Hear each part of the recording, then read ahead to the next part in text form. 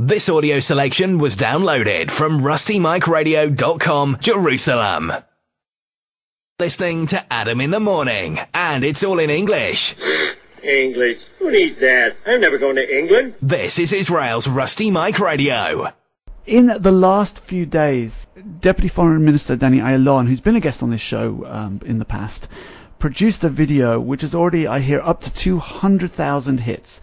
It's a Hasbara video. It's an informational video presenting a very different perspective on the, whatever you want to call it. And that's part of the problem. What do you call it? The disputed territories, the occupied territories, the West Bank, Judea Shomron, the settlements, whatever you want to call them.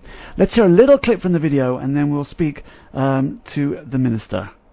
Anyway, the League of Nations recognition of a Jewish homeland, which includes the West Bank, was reaffirmed by the United Nations after the Second World War. With the British mandate ending, United Nations General Assembly Resolution 181 recommended the establishment of two states, one Jewish and one Arab.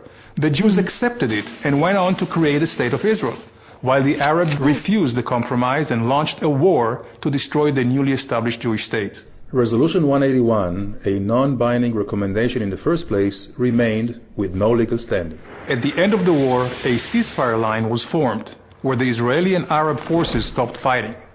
At the insistence of the Arab leaders, this line was defined as having no political significance. And you can hear it's a very different perspective. Danny Ayalon is an Israeli politician who currently serves as Deputy Foreign Minister of the State of Israel and was previously the Israeli ambassador to the United States for, I think, 4 years. And he is on the end of the line. Welcome back to Rustymike Radio. Well, thank you. Good morning, Adam. Thank you. And I know you're busy. You're in the car. The video has been very well received, certainly in Hasbara circles. 200,000 hits. You must be delighted.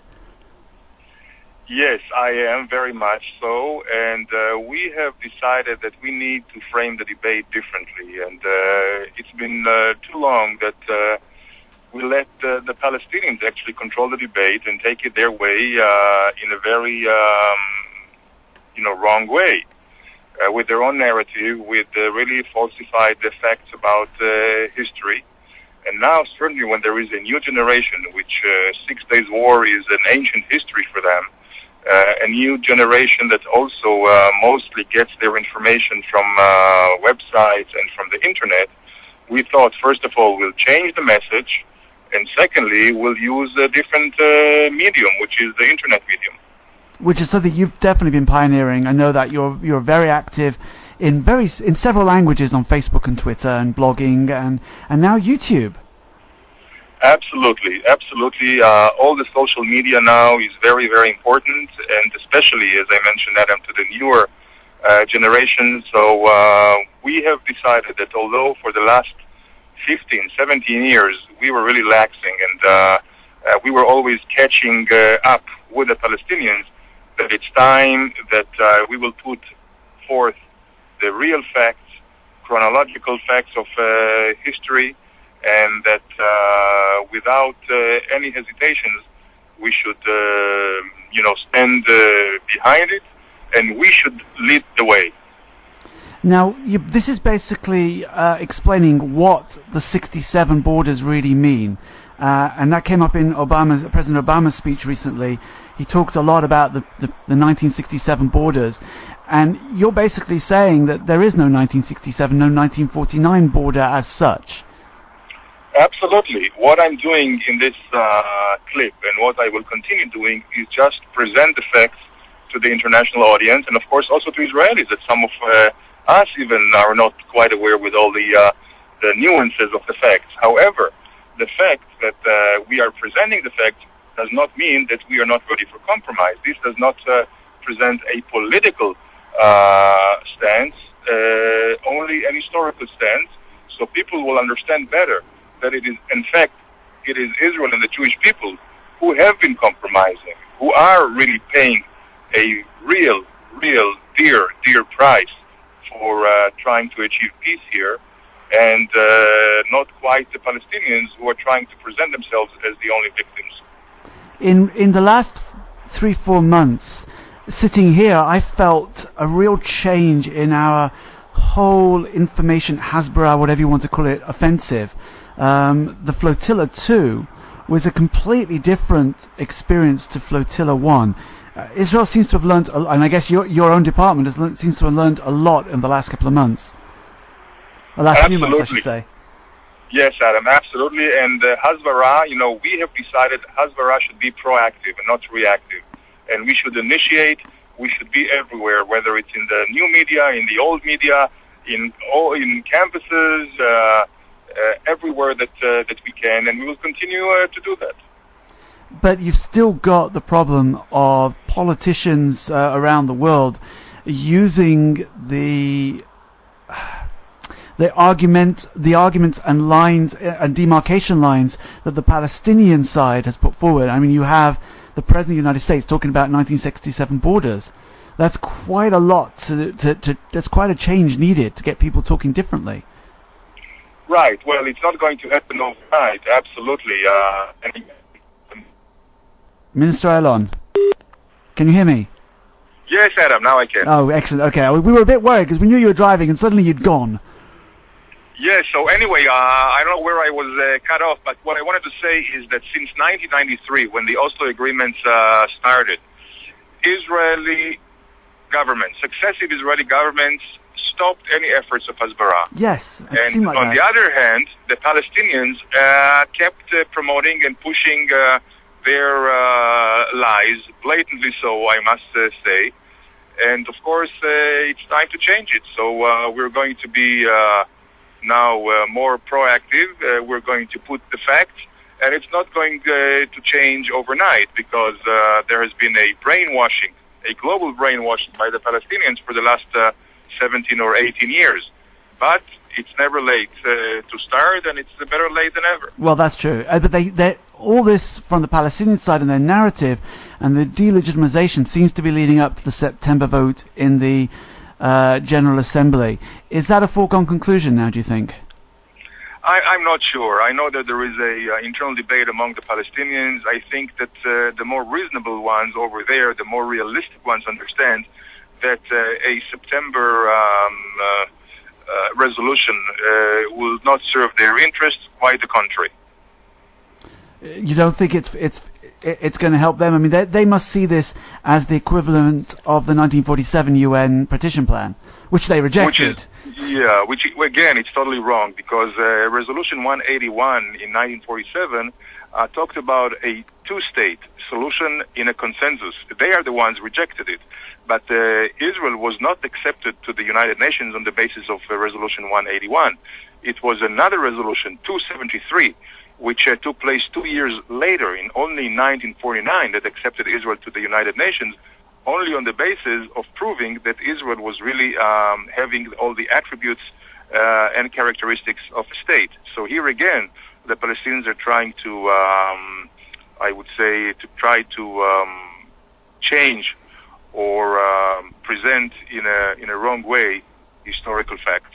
It does strike me that I hear politicians in Europe saying they're ready for statehood, and at the same time there's so much money disappearing from the money coming in their income that they're not paying their wages. It doesn't sound like they're ready for statehood yet.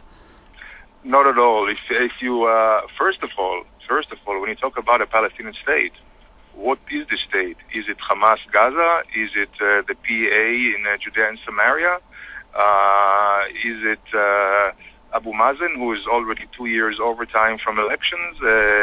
Do they have the right institutions? You see all the, not just the corruption, but you see also the injustice which is being made over there. Brutal forces in Gaza that where the Hamas regime is killing people right and left. All kinds of injustices. So certainly we do not see them. And again, there is no territory to speak of. When Israel was accepted to the United Nations in 1949, we could show that we had a clear territory and, of course, contiguous territory with viability of all the state institutions. Palestinians are far, far from it. The problem is that, assuming that the world accepts the argument that there has to be a Palestinian state, and the two-state solution does seem to be, both in Israel and outside, the accepted outcome of negotiations, they are going to need borders, and we're what people don't realize, we're a very small country.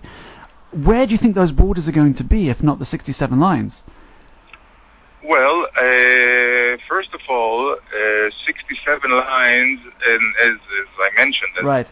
They are not at all any formal lines. This is just happenstance of where the war ended back in 1948. So this is certainly not something that we have to relate to, not legally and not politically. But a starting point possibly for negotiations?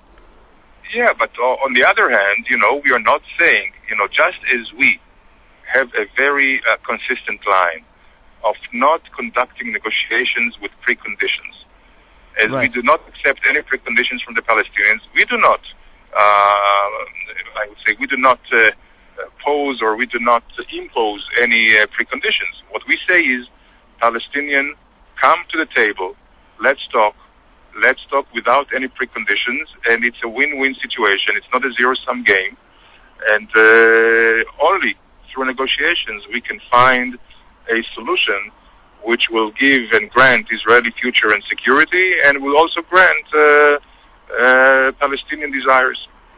Despite all the noise in the press, obviously you have a little bit more inside knowledge than us. Do you think the Palestinians are moving back towards a negotiation position, or are they holding off?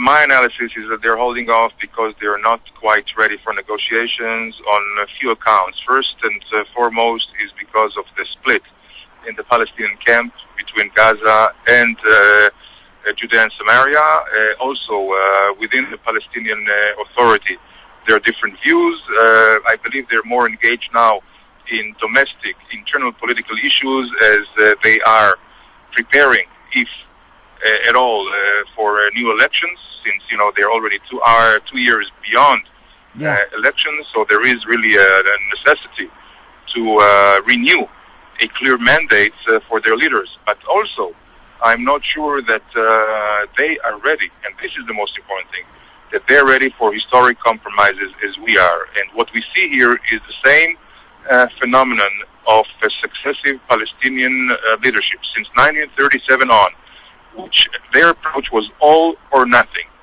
And still, they talk about all or nothing, and they're not talking about any compromises in terms of refugees, in terms of Jerusalem, in terms of territories, in terms of settlements, in terms of security arrangements for us. They will have to take also and make decisions. It's not just for us to make the compromises, and I'm not sure they're ready for it. And the easiest way for them is just to evade negotiations. And we could also argue it'll be painful for us as well. We know that.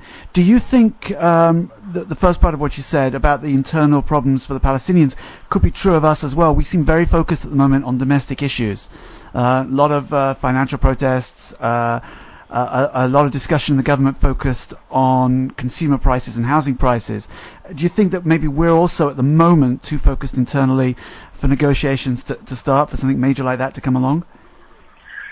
Well, I believe that with all the difficulties, Israel has proven itself to be one of the greatest democracies, really, and even in some controversial, painful steps, just like the disengagement in 2005.